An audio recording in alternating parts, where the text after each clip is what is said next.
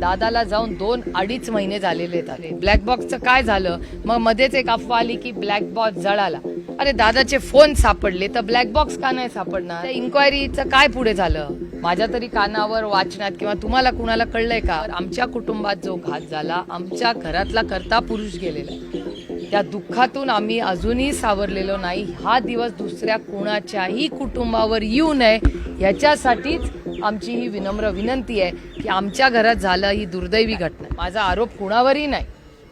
माझं एवढंच म्हणते की जे मुद्दे रोहित पवार पोटतिडकीनी राज्यासमोर देशापर्यंत मांडतायत त्याची पारदर्शक इन्क्वायरी व्हावी हा शब्द माननीय मुख्यमंत्र्यांनीही हा असेंब्लीमध्ये दिला आहे, जो तुमच्या चॅनलवर मी पाहिलेला आहे. त्याच्यामुळे आमची महाराष्ट्राच्या मुख्यमंत्र्यांकडून अपेक्षा आहे की ज्या मागण्या रोहितनी केलेल्या आहेत त्या त्यांनी तातडीने हाय प्रायोरिटीवर कराव्या. कारण का मला आठवते की याची एक इन्क्वायरी होणार होती, तर त्या इन्क्वायरीचं काय पुढे झालं? माझ्या तरी कानावर वाचनात किंवा तुम्हाला कुणाला कळलंय का की ती इन्क्वायरी सेटअप झाली? त्याचं अध्यक्षपद कुणाकडे? दादाला जाऊन 2-2.5 महिने झालेले आहेत आता. मग कसं मग काय म्हणजे काही हालचालच नाही आहे ना. मग इन्क्वायरी कुठे? अपडेट काय? आणि का सरकार अपडेट देत नाही? रोहित सिंगची काय चौकशी झाली? नाही, माझं म्हणणं आहे डिटेल इन्क्वायरी. आपल्याला आठवत असेल तो ब्लॅक बॉक्स बद्दल आपल्याला सांगितलं जायचं तुमच्या चॅनल आणि वर्तमानपत्रात सारखं यायचं की ब्लॅक बॉक्सची माहिती आज मिळणार, उद्या मिळणार, 15 दिवसांनी म्हणणार. किती दिवस झाले? ब्लॅक बॉक्सचं काय झालं? मग मध्येच एक अफवा आली की ब्लॅक बॉक्स जळाला. अरे दादाचे फोन सापडले तर ब्लॅक बॉक्स का नाही सापडणार? त्याच्यामुळे अनेक प्रश्न असे आहेत. माझा कुणावर आरोप नाही. आमचं एवढंच म्हणणं आहे की आमच्या घरावर, आमच्या कुटुंबात जो घात झाला, आमच्या घरातला कर्ता पुरुष गेलेला आहे. त्या दुःखातून आम्ही अजूनही सावरलेलो नाही. हा दिवस दुसऱ्या कोणाच्याही कुटुंबावर येऊ नये याच्यासाठीच आमची ही विनम्र विनंती आहे की आमच्या घरात झालं ही दुर्दैवी घटना.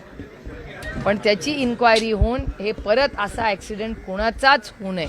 आपल्याला असं आठवत असेल सिंधियाजी, ते पण असेच प्लेन क्रॅशमध्ये गेले. त्यातली उत्तरं आता काय झालं? अहमदाबादला 200 लोक गेले. विजय रुपानीजी भारतीय जनता पक्षात असले तरी रुपानीजी आणि मी एकत्र खासदार राहिलेलो. अतिशय सुसंस्कृत माणूस. आता त्याच्यामध्ये रुपानीजींचा जेव्हा दुर्दैवी मृत्यू झाला त्या प्लेनमध्ये, त्याचा पुढे काय झालं अहमदाबाद क्रॅशचं? दादाच्याही केसमध्ये त्यातले पायलट आहे, ते त्याची मुलगी होती, ती जी स्टुअर्डेस म्हणा, ती एक यंग मुलगी आहे.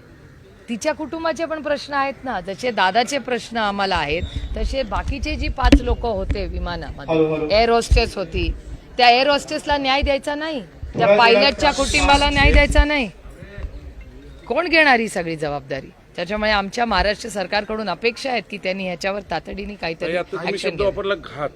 मग याचा अर्थ तुमच्या मनात अजूनही शंका आहे सरकार? कसं आहे, वर्तमानपत्र आणि चॅनल्स आणि रोहित जे सातत्याने बोलतोय त्याच्यावर ऍक्शन का घेतली जात नाही? म्हणजे कारण काय हे होण्याचं? याची अनेक प्रश्नाची उत्तरं आहेत ना. काय झालं, कसं झालं, ह्याची उत्तरं सरकारने आपल्या सगळ्यांना द्यावी एवढीच आमची अपेक्षा आहे.